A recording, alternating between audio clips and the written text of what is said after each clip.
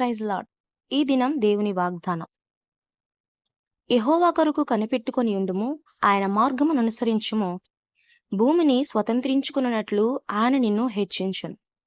భక్తిహీనులు నిర్మూలము కాగా నీవు చూచెదవు. Praise lord.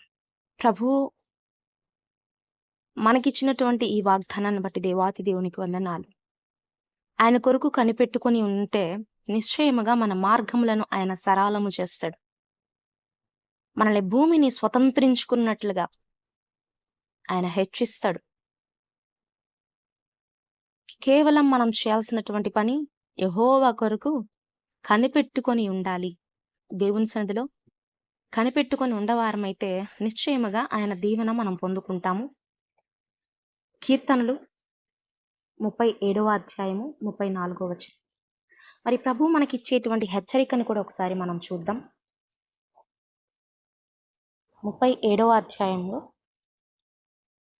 మొదటి 2 వచనాలు చదువుకుందాం. చెడ్డవారిని చూచి నీవు వ్యసనపడకము, దుష్కార్యములు చేయవారిని చూచి మత్సరపడకము. వారు గడ్డి వలెనే త్వరగా ఎండిపోవుదురు, పచ్చని కూర వలెనే వాడిపోవుదురు. Praise lord.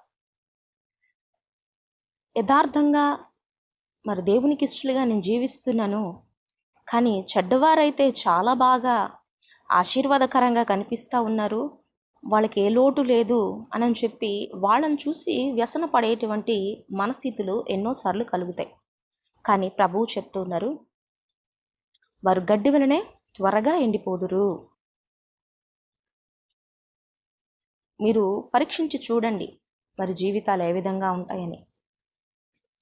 దేవుని యందు విశ్వాసం ఉంచి యథార్థతను కోల్పోక ఆయన కొరకు కనిపెట్టుకునేటువంటి వారు నెమ్మదితో ఉంటారు. ఎన్ని సమస్యలైనా రానివ్వండి, సంతోషము, నెమ్మది వాళ్ళు ఎప్పుడు కోల్పోలేదు.